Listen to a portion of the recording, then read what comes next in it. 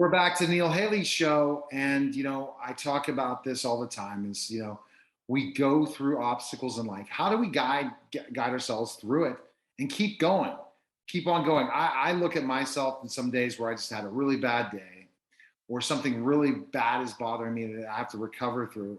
Somehow, some way, I wake up the next day and I just keep on trucking, keep on going. And all of us do in life. We're not relying to ourselves that we don't have challenges. And my guest today is going to talk about how she's overcome challenges from coming in the corporate world to a new life and new mission to help others. Dr. Linda Jordon. Dr. Linda, thanks for stopping by. How are you? Hello, Neil. I am doing great. I hope you are. And thank you so much for having me today. So you were in the corporate world and Yes. it was a challenge, wasn't it? Oh, definitely a challenge. See, I keep hearing this corporate thing. I don't know how corporations are going to have any employees before you know it. I think they're all going to disappear. And every business, those corporations are going to be gone. They're going to have to figure out something because of the people like you, high level like you, have had that experience. So explain. Yeah. It was, I was in corporate America for 27 and a half years and faced a lot of challenges being a female leader of color. And then when I started in corporate America, I did not have a master's degree, a bachelor's degree, and definitely not a doctorate degree. So my challenges were based upon, not having that education to go along with the work experience. And so during that time, I had to make some sacrifices and to go back to school. And so what I want to let people understand is that, you take those challenges and you turn them into opportunities. That's huge. Yes, the challenge and turn them into opportunities. So, would you feel in the corporate world was the thing that didn't? You said you spent 27 years and it was very tough. What do you think was the biggest challenge of being in corporate America? The biggest challenge for me was having to make decisions that impacted my staff. And I didn't necessarily always believe in those changes that leadership made. And so it really gets to your gut, gets to your core. And at a certain point, you kind of like had enough because you can't really make a lot of headway. But for me, as I tell individuals, I was blessed with breast cancer. And it allowed me to make some changes during the same time that corporate America was making changes. All right. So you moved on. What are you doing now to help people? So what I'm doing now to help people is I started my own business, which is LRG Coaching and Business Solutions. And I help individuals really look at what is it that they really want to do. So my main question I always ask individuals is, what is your why? And are you living your best life? That's so true. What's your why, and are you living your best life?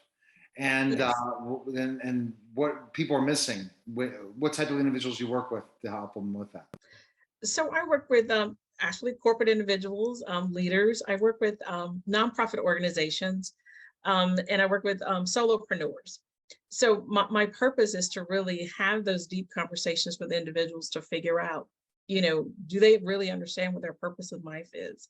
And it's not to say that corporate America is a bad thing. It's really just to make sure that people understand that while you are in corporate America, you have the opportunity to really live your best life there. Do the things that really make you happy. And then if for some reason you're planning your exit strategy for corporate or whatever that is, really need to take the time and focus on that, create a plan.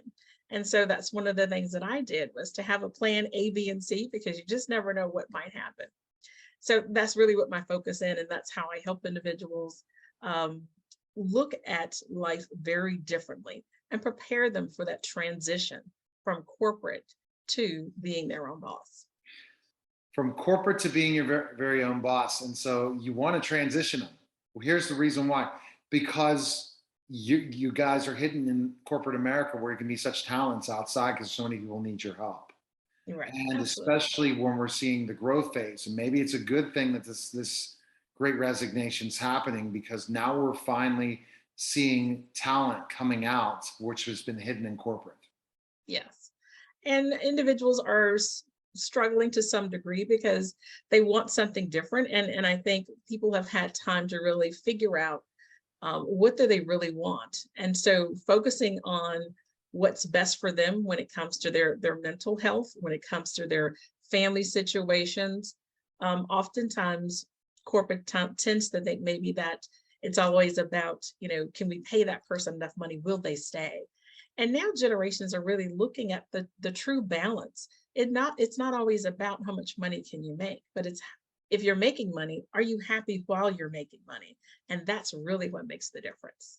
So, what do you think, if we're not bad mouthing corporate America? So I don't want to see the end of employees as we know it, because we're going to have a very weird society of no everyone's has their own business and are selling services to each other. It's like the days of bartering back in the old, like in the back at the beginning of the world in certain aspects with bartering service, and everyone has Right. their own trade. If that happens, that's not going to make corporate America very happy. But what do you think corporate America needs to do to keep their employees happy and stay? They really need to, number one, is just be more inclusive. Share more about, what's happening in the organization. Make employees feel that they have a sense of belonging. I remember that one of my vice presidents many years ago said to me that, I'm allowing you to be in this position or helping you be in this position so that you can make decisions, but make decisions as if this were your own business. And I think if companies allowed employees to have that sense of belonging, then I think they would probably be much happier. They would truly enjoy what they're doing. That sense of engagement, that sense of camaraderie would be 10 times of what it is today.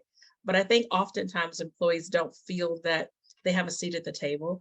They don't feel that their voice is being heard. That flexibility right now of having to work remotely or now go back into the office has been challenging for some. And if individuals have that opportunity to make the best decisions for themselves, I think they would be much happier. I believe they would, and that's great advice. Corporations need to hear this. Organizations need to hear this, or again, you're going to see a change in smaller and smaller businesses, or medium-sized businesses are going to be where everyone wants to work, and they want to work Yes, in a great environment where they have ownership, because not everyone wants to be a business owner and entrepreneur. right. Not everyone. Absolutely. And I don't, but we're going to find that out more and more as again, people weed through how many of the people can do this. And we're going to see this more and more in the great resignation. So where can people find information on you and learn more about you, Dr. Linda? Absolutely. They can go to www.lindajordon.com, no relation to Michael, and they will get lots of information on the different types of services that I provide, as well as I have Illuminating Your Potential Academy, so I can help individuals really find out what their why is and help them take that next step to wherever they want to be. Thank you, Dr. Linda. I appreciate it. Thanks for stopping by. My pleasure. You're listening and watching The Neil Haley Show, and we'll be back in just a moment.